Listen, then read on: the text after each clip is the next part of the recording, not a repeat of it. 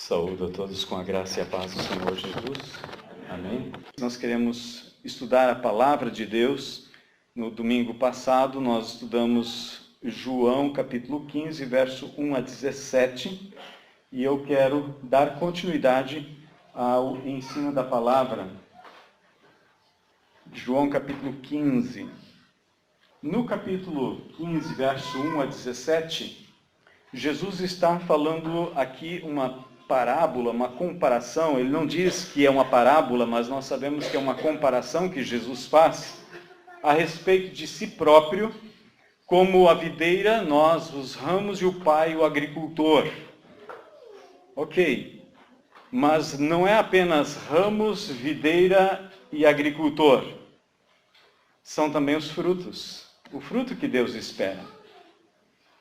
E a sequência da visão, daquilo que Jesus, naquela última noite, quando está com os discípulos, está ensinando, ele fala, na sequência do verso 18 em diante, do fruto que o mundo produz. Que fruto seria este? O fruto do capítulo 15, verso 1 a 17, nós já identificamos aqui, que é o amor. Várias vezes Jesus repete esse mandamento e ele arremata a perícope, o trecho de onde ele está falando sobre esse assunto, no verso 17. Isso vos ordeno. Ele não disse, olha, eu aconselho vocês a fazerem isso. Ele dá uma ordem. Isso vos ordeno, amai-vos uns aos outros. E a partir do verso 18, então, Jesus começa a discorrer sobre o fruto que o mundo produz. E, como nós vemos aí no texto de Mateus também, sobre este fruto, ele diz no verso 30 do capítulo 12 até o 33, quem não está comigo está contra mim, e quem comigo não ajunta, espalha. Ou seja, Jesus diz que é possível produzir um fruto diferente. Portanto, vos digo, todo tipo de pecado e blasfêmia será perdoado aos homens, mas a blasfêmia contra o Espírito não será perdoada. Se alguém disser alguma palavra contra o Filho do Homem, isso lhe será perdoado. Mas se alguém falar contra o Espírito Santo, não lhe será perdoado, nem neste mundo, nem no vindouro. Em grego é aion. Aion é uma era, é um período. Nem nesta era e nem na próxima. Pelo fruto se conhece a árvore. Se a árvore é boa, seu fruto será bom. Se a árvore é má, seu fruto será mau. O que Jesus está dizendo aqui é que é possível produzir fruto. E o fruto que Jesus está falando aqui é o que sai dos nossos lábios. E a palavra aqui no texto que segue, de João capítulo 15, verso 18 em diante, é a palavra miseo. Miseo, em grego, que é ódio. Significa, ou pode ser traduzido como odiar, detestar, perseguir com ódio, ser odiado e detestado. Então, nós queremos ver um pouco mais sobre esse tema, onde Jesus está nos ensinando uma profecia que havia sido dado a respeito dele. Odiaram-me sem motivo. Agora, o contraste da palavra amor, que nós vimos aqui do capítulo 15, verso 1 até o 17, é a palavra agapau, ou agape. Agapau é amor. Com respeito às pessoas, é receber com alegria, acolher, gostar muito de, amar ternamente. Com respeito às coisas, o significa estar satisfeito, estar contente sobre ou com as coisas. E João, o mesmo João que escreve o Evangelho, escreve também 3 cartas, além do Apocalipse. João, então, é o autor de 5 livros, dos 27 livros do Novo Testamento, vem da pena de João. Aquele que diz estar na luz e odeia seu irmão, até agora está nas trevas, ele precisa ser resgatado. Precisa ser resgatado. Muitos estão vivendo neste mundo tenebroso. Pedro fala assim que nós não éramos povo de Deus, nós éramos gentios. O povo de Israel era conhecido na antiga aliança como o povo de Deus. Mas nós fomos enxertados dentro desta oliveira natural. Nós éramos oliveira brava, Romanos capítulo 11, Paulo fala. E nós fomos colocados no povo de Deus. Então, Pedro diz que nós somos raça eleita, nação santa, povo de propriedade exclusiva de Deus para proclamar. E a gente proclama com a nossa boca. Proclamar as virtudes daquele que nos chamou das trevas para a sua maravilhosa luz. Nós não podemos nos orgulhar porque hoje nós conhecemos Cristo. Nós não podemos pensar que nós somos melhores porque hoje nós andamos com Deus. Pelo contrário, o amor de Cristo deve constranger o nosso coração e olhar para o mundo que está perecendo à nossa volta e ter misericórdia. É ter misericórdia. Esse é o fruto que Deus espera produzir através da sua videira, a igreja. Cristo é a videira. Em outro texto, no boletim, depois você pode ler, Cristo é o cabeça e nós membros do corpo. Nós fazemos parte ativa do corpo de Cristo, a igreja. A igreja é plano de Deus desde a eternidade. A igreja não é um plano B. Deus não faz planos de contingência. Um plano de contingência, ele acontece quando você não previu algo que foi um imprevisto. Então você adapta.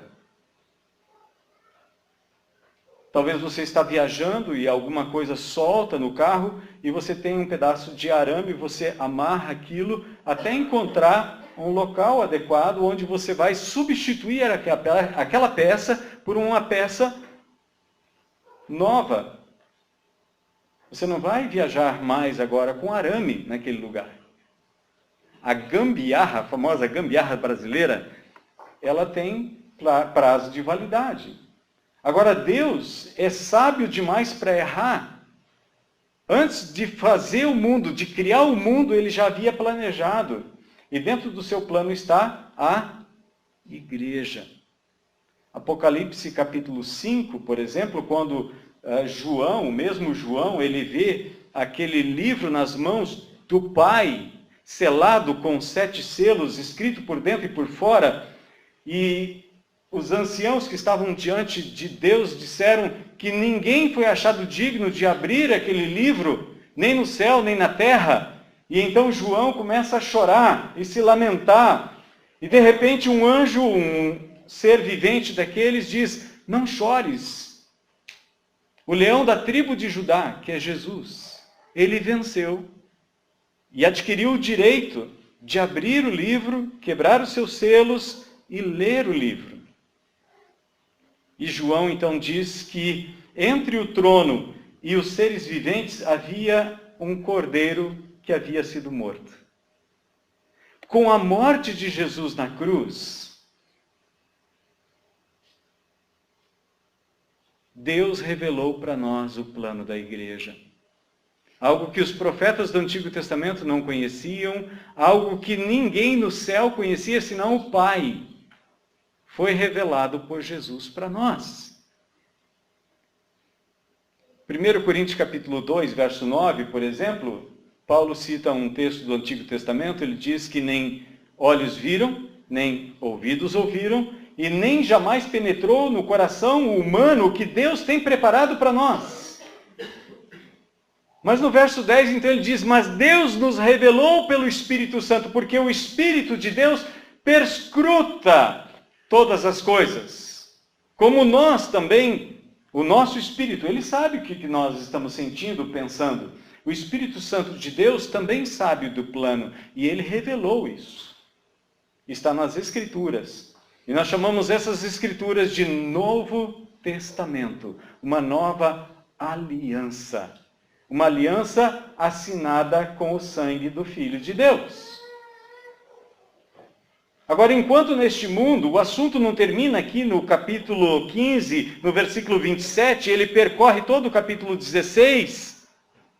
No capítulo 17, Jesus está orando. No capítulo 18, ele vai para o jardim. Dali a pouco, ele está sendo preso. O fruto que o mundo produz estava sendo executado sobre Jesus. O ódio daquele povo contra Jesus. E é por isso que cumpre aquela profecia: odiaram-me sem motivo. Odiaram-me sem motivo.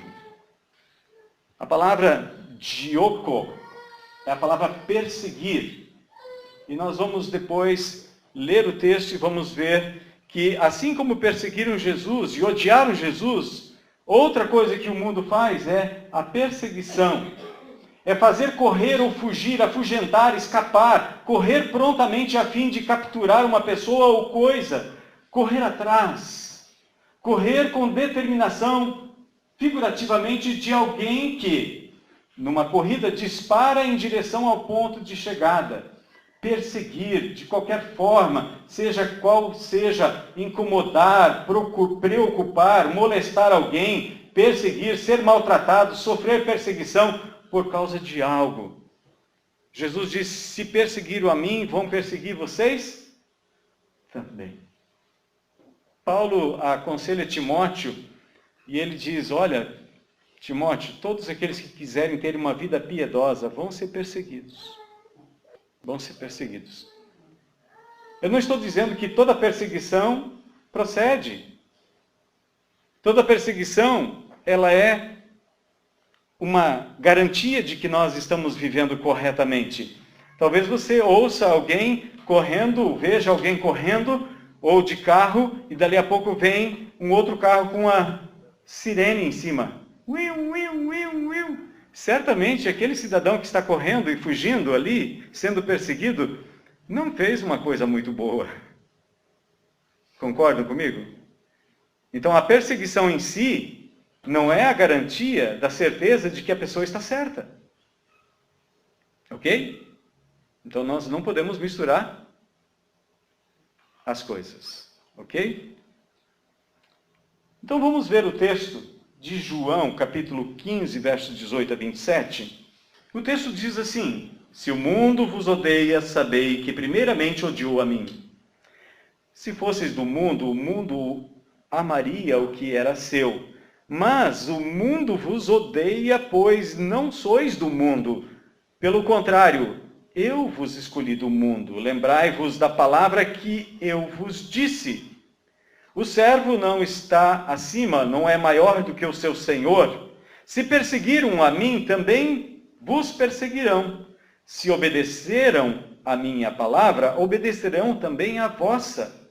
Mas vos farão todas estas coisas por causa do meu nome, pois não conhecem aquele que me enviou. Se eu não viesse e não lhes tivesse falado, não teriam pecado. Agora, porém, não tem desculpa para o pecado deles. Aquele que me odeia também odeia o meu Pai. Se eu não tivesse realizado essas obras entre eles, como nenhum outro fez, não teriam pecado. Mas agora, não somente as viram, mas também odiaram a mim e ao Pai. Para que se cumpra a palavra escrita na lei deles. No Salmo 35, verso 19, e no 69, verso 4. Odiaram-me sem motivo. Quando vier o Consolador, que eu vos enviarei da parte do Pai, o Espírito da verdade que procede do Pai, esse dará testemunho acerca de mim. E vós também dareis testemunho, porque estáis comigo desde o princípio. Vamos orar? Querido Deus, te agradecemos por esta palavra e pelo ensino do Senhor Jesus, que naquela noite, momentos antes de ser preso, maltratado e sofrer naquela cruz o sofrimento que deveria ser nosso, por causa dos nossos pecados cometidos contra ti, Pai. Nós pedimos que o Senhor nos dê a graça do conhecimento da Tua palavra revelada por Jesus, primeiramente aos discípulos e trazida até nós por eles, através da Bíblia Sagrada. Pai Celeste, eu te louvo, porque o Senhor, pela sua bondade e misericórdia, nos chamou para um concerto com o Senhor, para estarmos unidos a Cristo, ligados à videira verdadeira, que é Jesus. Pai, continua cuidando de nós e trabalhando em nós para que tudo aquilo que não pertence ao Senhor seja tirado de nós, para que possamos produzir os frutos dignos da Tua presença. Derramando o amor que o Senhor derrama em nós, neste mundo que necessita ser amado.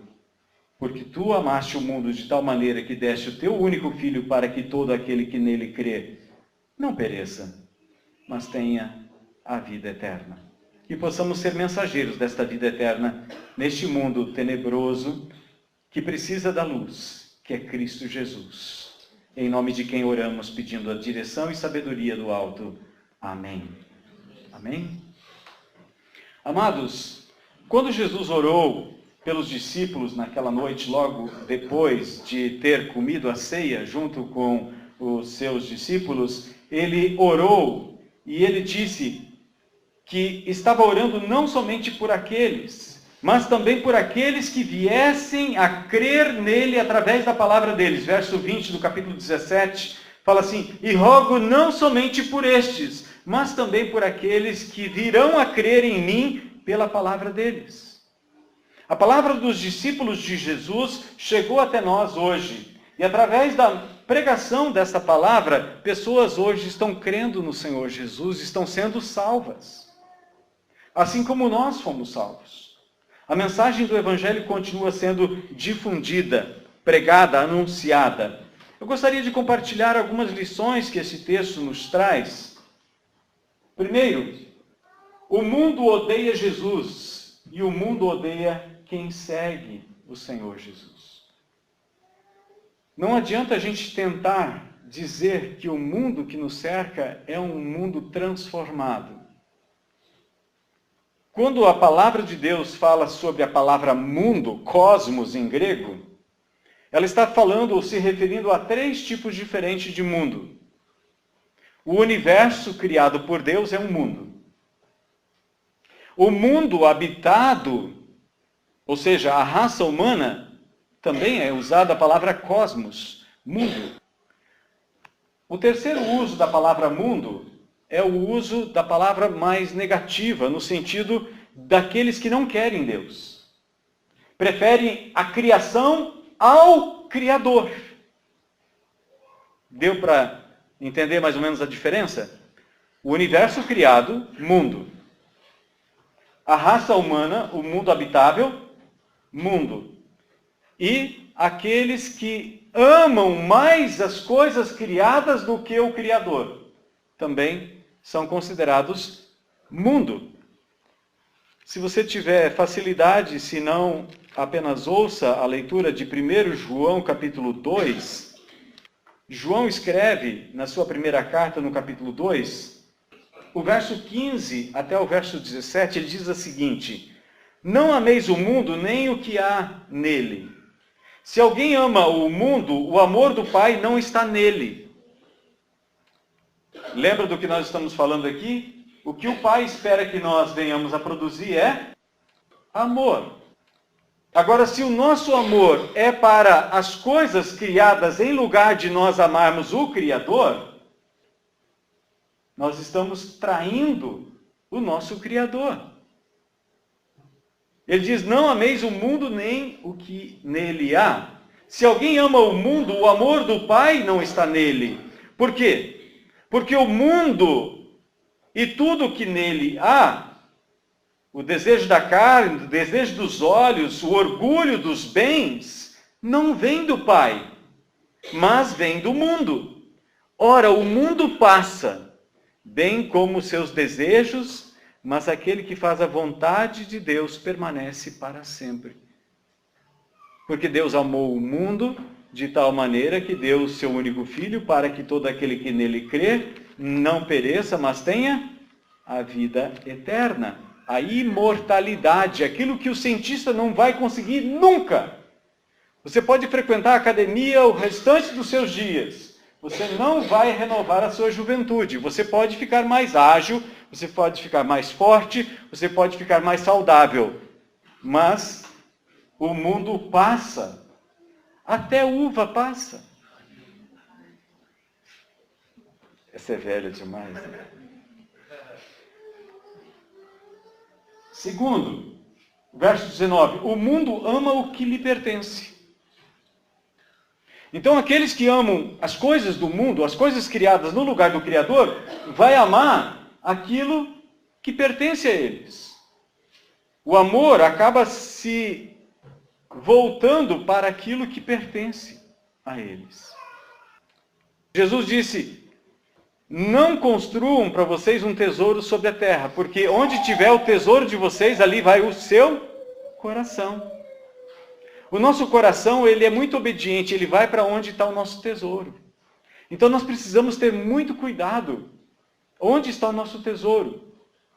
Porque onde nós construímos o nosso tesouro, lá o nosso coração vai também. Ok? E segundo, o mundo odeia o que pertence a Deus. Tudo que pertence a Deus, o mundo odeia. Quando uma pessoa começa a ler a Bíblia, começa a buscar a Deus, o mundo olha para essa pessoa como se ela tivesse morrido. E de fato é verdade, eles têm a noção certa. A gente morreu para o mundo e nasceu para Deus. A gente não pode ficar admirado como essas pessoas agora, elas têm esse conceito.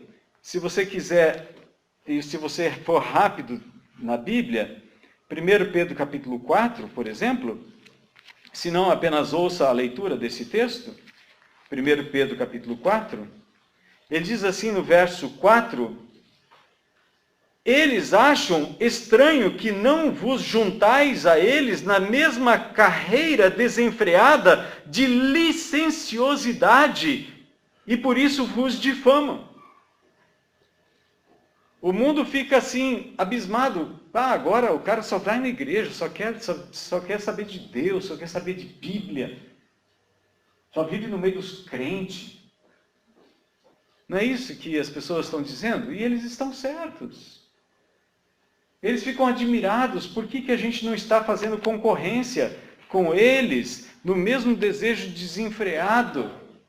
Aí a gente diz, olha, Deus me amou, Deus me perdoou. E as pessoas, bom, já que você tem perdão e é gratuito, por que você não compra mais? Quer dizer, por que você não peca mais? Já que houve alguém que pagou pela sua dívida. No verso 20, eu aprendo mais uma lição. O mundo corresponde aos filhos de Deus de duas maneiras.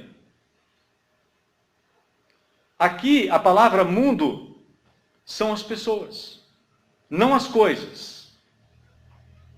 E nem o amor pelas coisas. Aqui existe uma divisória.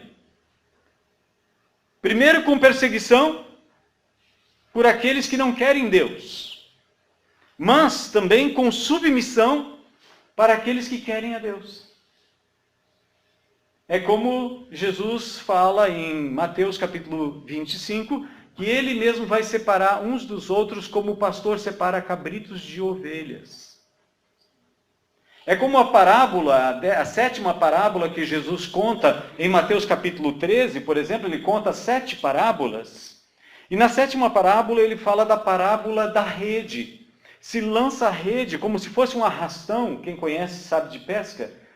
Aquele arrastão você puxa para fora e de repente lá você tem peixes bons e peixes não bons. Peixes prontos para o consumo e peixes que ainda precisam se desenvolver. E então Jesus diz que o pescador ele separa. Ele faz uma seleção e joga de volta aqueles que ele não quer. Para que, ele diz o peixinho lá, vai falar para tua tia, para o teu tio, para vir para cá. Vai lá chamar tua mãe. Não é isso que a gente, quando a gente pega no anzol um peixe pequeno, a gente joga de volta na água, vai chamar teu pai. O peixe maior, eu estou vendo que pessoal aqui só pesca no celular, aqueles aplicativos, né? Não? Quem pesca sabe o que eu estou falando. Quarta lição. Tudo acontece por causa do nome de Jesus e porque não conhecem o Pai. Ou as pessoas vão seguir e obedecer o que a gente ensina porque amam a Jesus, ou eles vão odiar a gente, vão perseguir a gente, vão difamar a gente porque a gente fala do nome de Jesus. Você pode entrar em qualquer ambiente e falar no nome de Deus. Mas quando você começa a falar o nome de Jesus, você pode se preparar para a oposição ou para a aproximação de algumas pessoas. É como se fosse aquela seleção que o pescador faz, que o pastor faz com as suas ovelhas. A quinta lição está no verso 23 e 24. Quem odeia Jesus, odeia também o Pai. Tem muita gente que quer Deus, mas não quer Jesus. Mas quem não ama Jesus, Jesus é categórico, odeia o Pai. Porque é o Pai que dá testemunha dele. É o Pai que dá testemunha dele. Não é ele próprio. O Evangelho de João, em vários textos, Jesus diz, não sou eu que dou testemunho de mim, é outro. Vocês foram perguntar para João sobre mim, mas eu não aceito o testemunho de homens. Eu terei e tenho o testemunho que vem de Deus. Ou seja, quem odeia Jesus, odeia também aquele que o enviou. Sexta lição, nós vemos aí no verso 22 e 24. O juízo acontece pelo que Jesus ensinou. No dia em que Deus julgar o mundo e os pensamentos e tudo, vai ser conforme o ensino que receberam. E também, o mundo vai ser julgado pelo que ele fez. O poder de Jesus tem libertado pessoas. A gente ouve constantemente testemunho de pessoas que estavam na sarjeta, estavam com o casamento em frangalhos, estavam com a vida totalmente sem rumo. Mas elas começaram a se voltar para Deus, começaram a ler a palavra de Deus. E eu sei que vocês assistem televisão, eu não sei se ainda a ministra continua sendo ministra, que queria tirar a própria vida por causa do abuso que sofria, o abuso sexual numa criança. Ela subiu no pé de goiaba, se não me engano, e ela falou, Deus, se o Senhor existe. E ali Deus falou com ela e mudou a vida dela. Hoje ela é uma ministra. Eu acho que é secretária ou é ministra no Brasil? Ministra, né? Damares, obrigado. São testemunhos, gente. Eu sei que muita gente zomba dela. O Deus do pé de goiaba. Jesus entrou num barco, foi na casa de Maria e Marta.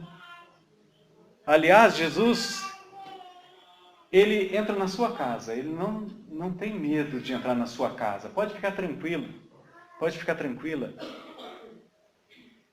Ele não tem medo de entrar na sua vida. Ele quer sim trazer salvação para o seu coração e transformação para a sua vida. Jesus não veio buscar pessoas bonitinhas, ajeitadinhas, prontinhas para ir para o céu. Ele diz em Lucas capítulo 19, verso 10, eu vim para buscar aquilo que estava perdido. Ele estava na casa de um homem que era cobrador de impostos. Ele era, na verdade, um sem vergonha. Não um sem vergonha, mas ele era um cara bem mal intencionado.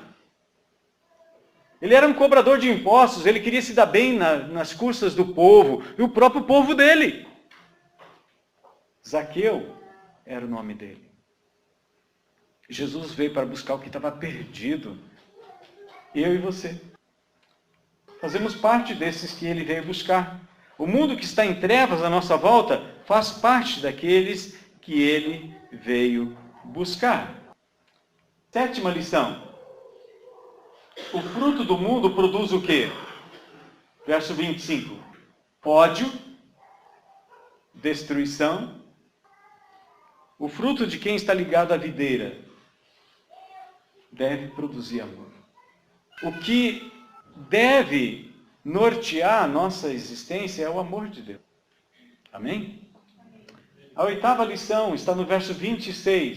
Jesus é quem envia o Consolador que procede do Pai. Jesus é quem envia ele. E ainda no verso 26 e 27, o Consolador dá testemunho de Jesus e seus discípulos também. São dois que dão testemunho. Tanto o Espírito Santo dá testemunho sobre Jesus. Essa é a função dele.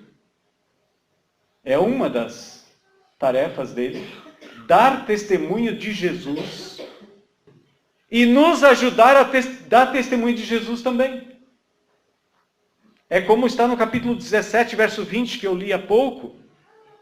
Eu rogo, eu estou orando, Pai, não somente por esses discípulos que estão aqui comigo, mas também estou orando por aqueles que vão vir a crer em mim pela palavra que eles vão deixar escrito, que é a Bíblia Sagrada, pelo testemunho deles. E Jesus está dizendo que o Espírito Santo daria testemunho de Jesus e os próprios discípulos também dariam testemunho dele. Paulo fala em Romanos 9, verso 1, digo a verdade em Cristo, não minto, testemunhando comigo no Espírito Santo a minha própria consciência. O apóstolo Paulo passou a ser o apóstolo dos não-judeus.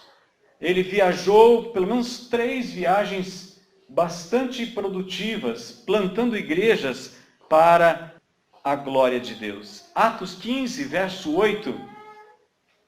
O primeiro concílio da igreja.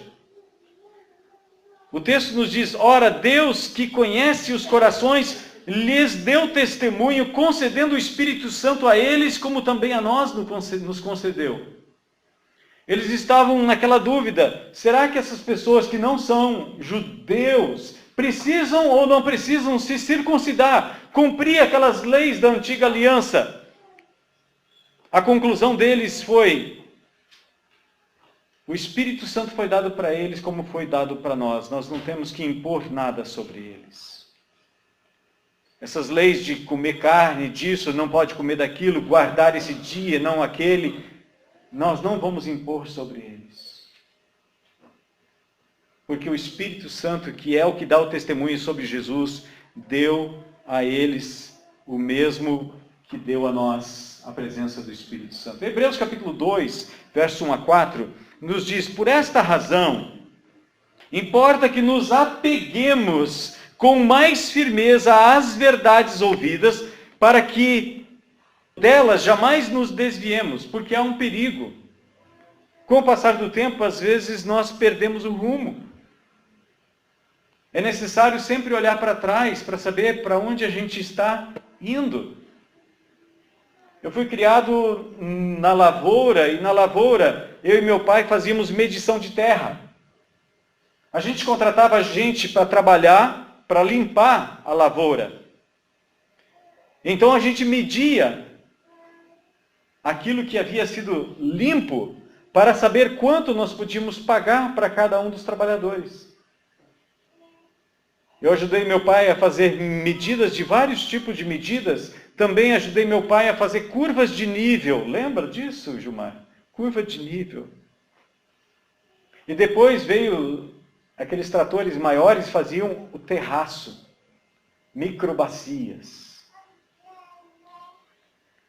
A gente precisava olhar nas estacas que estavam atrás para não perder o rumo. Se você olhar de cima no seu computador, você vai ver que, mesmo nos lugares que são totalmente montanhosos, você vê linhas retas. Porque são colocados estacas, balizas, e aí a pessoa vai, olha de lá e coloca outra aqui, e vai indo e mantém a linha. O que é que o autor aos Hebreus está dizendo? Que é possível você sair da linha. Se você não mantiver os olhos na palavra de Deus, que é a base, corre o risco de se perder na estrada. É muito necessário que nós voltemos sempre à palavra de Deus, a única regra de fé e prática que nós optamos por seguir. Nós não seguimos a tradição dos homens, por exemplo. Nós entendemos que algumas tradições são boas, mas elas são passageiras, como as coisas que o mundo produz são passageiras. Elas passam, mas a palavra de Deus não passa. Jesus disse, vai passar o céu e vai passar a terra, mas as minhas palavras não passarão. Então você pode confiar nesse livro. Você pode confiar nessa palavra. Essa palavra é um testamento. E ele segue dizendo, se pois se tornou firme a palavra falada por meio de anjos, e toda transgressão e desobediência recebeu justo castigo, como escaparemos nós se negligenciarmos tão grande salvação, a qual, tendo sido anunciada inicialmente pelo Senhor, foi-nos depois confirmada pelos que a ouviram? Começou com Jesus, essa nova aliança, começou com ele. E depois aqueles que ouviram Jesus, dando Deus testemunho. Jesus disse que quem dá testemunho dele é Deus. O Espírito Santo vem de Deus. Jesus diz que ele vem de Deus, ele ia enviar ele, mas ele procede do Pai, o Espírito da verdade, que não pode mentir. Ele vem de Deus, dá testemunho juntamente com eles, por sinais, prodígios e vários milagres, e por distribuições do Espírito Santo, segundo a sua vontade. E ainda Hebreus capítulo 10, versículos 12 a 18, nos diz, Jesus, porém, tendo oferecido para sempre um único sacrifício pelos pecados, assentou-se à destra de Deus. Ele está lá, sentado à direita de Deus Pai Todo-Poderoso, aguardando daí em diante até que os seus inimigos sejam postos por estrado dos seus pés. O Espírito Santo está aqui dando testemunho de Jesus, a igreja do Senhor Jesus está dando testemunho de Jesus, até que ele volte. Paulo fala, aquele que começou a boa obra em vocês, que é o Espírito Santo, ele vai completar essa boa obra até o dia de Cristo Jesus. É necessário que nós compreendamos a veracidade desses fatos. Por quê? Porque com uma única oferta aperfeiçoou para sempre quantos estão sendo santificados. E disto nos dá testemunho, de novo, testemunho. Isso nos dá testemunho também o Espírito Santo, porquanto, após ter dito, esta é a aliança que farei com eles depois daqueles dias, diz o Senhor, porei no seu coração as minhas leis, e sobre sua mente as inscreverei. E acrescenta, também, de nenhum modo me lembrarei dos seus pecados e das suas iniquidades para sempre. Ora, onde a remissão destes, ou dos pecados, já não há oferta pelo pecado. Sabe por que a gente se reúne aqui para adorar a Deus? Porque o nosso pecado foi perdoado por Jesus. Cada louvor que você canta aqui está chegando diante do trono de Deus. Cada oração que você faz é como um perfume agradável. Apocalipse capítulo 5, verso 8 nos diz que é como um incenso que está sendo derramado na presença de Deus. Deus tem prazer de ouvir a sua voz. Muitos de vocês têm filhos. Você gosta de ouvir a voz só de um deles? Ou de cada um? Se nós, humanos, temos esse prazer de ouvir a voz de cada um dos nossos filhos, imagina Deus. Então você deve orar, deve buscar a Deus. Ele está ao alcance de uma oração. Comece a falar com Deus. Comece a buscar o Senhor. Mas temos um perigo. Não existe de maneira nenhuma engano do alto. Deus não engana ninguém. Deus nunca trabalhou com engano. Aliás, o enganador é outro. Enganou Eva, que enganou Adão. E Adão que queria enganar Deus, foi a mulher que você me deu, não tem nada a ver com isso. Foi a serpente que me deu, eu comi, tirando o corpo fora. O profeta Jeremias, ele usa duas palavras a respeito de engano e persuasão. No capítulo 20, versículo 7, Jeremias, quando Jeremias é chamado, ele é chamado ainda quando criança. Aliás, Deus diz para ele, olha, você foi escolhido por mim na barriga da sua mãe. Então era um profeta, não era um profeta, ele era um profeta, era um feto profeta. Aí nasce o profeta, feto, e aí ele diz, eu sou muito novo. Aí Deus disse, olha, eu já escolhi você, eu já determinei que você vai levantar nações, derrubar nações, e fazer isso, fazer aquilo. E de repente Jeremias começa a profetizar, o pessoal começa a perseguir ele. E Jeremias começa a chorar. Jeremias é conhecido na história como o profeta chorão. E ele começa a chorar. No capítulo 11, então, os parentes dele começam a perseguir. Ele morava nas montanhas de Efraim. E no capítulo 12, então, ele começa a falar, Deus, eu sei que o Senhor é justo, mas será que dá para a gente ter um tete-a-tete aqui sobre a sua justiça? E então Deus responde para Jeremias dizendo, se você está cansado andando com quem vai a pé, imagina se você tivesse que andar com quem vai a cavalo.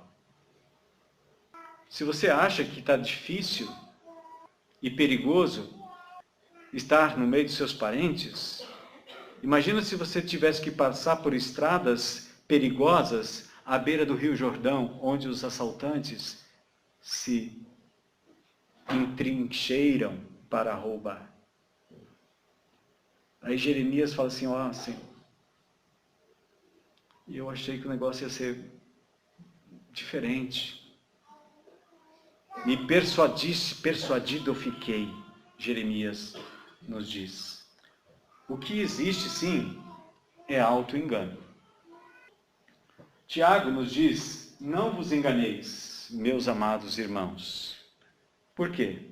Toda boa dádiva e todo dom perfeito são lá do alto, descendo do Pai das luzes, em quem não pode existir variação ou sombra de mudança. Deus não muda, mas Deus se move. Como ele se move. Quando Gênesis fala sobre o Espírito Santo, ele diz que o Espírito Santo movia sobre a face das águas, sobre o abismo. No hebraico é usado duas palavras para dizer que é o caos. Tohu uabohu. É vazio e sem forma. Tohu uabohu.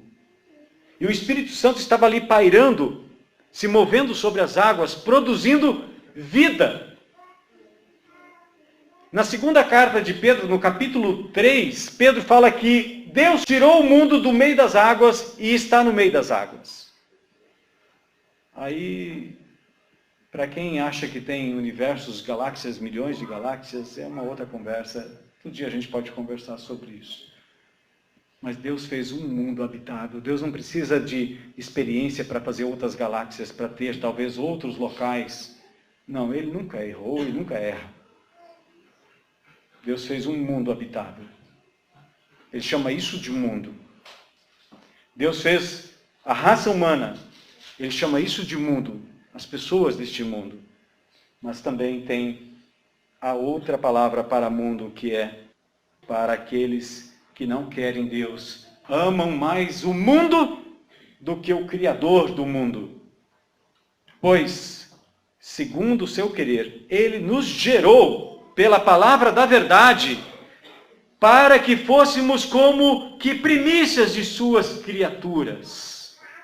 O Espírito da verdade, a palavra da verdade, Jesus fala em João capítulo 17, versículo 17, ele diz, Pai, santifica eles na verdade, a tua palavra é a verdade. Jesus é a verdade. Nós não temos uma verdade, nós só temos a verdade. Só o Senhor da glória. Não fostes vós que me escolhestes. Pelo contrário, eu vos escolhi, vos designei a ir e dar fruto, e fruto que permaneça, a fim de que o Pai vos conceda tudo quanto lhe pedirdes em meu nome. 1 Coríntios 13 nos diz: portanto, agora permanecem estes três: a fé, a esperança e o amor.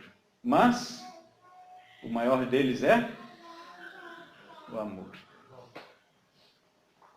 Não se preocupe de produzir ódio. Se preocupe de produzir amor.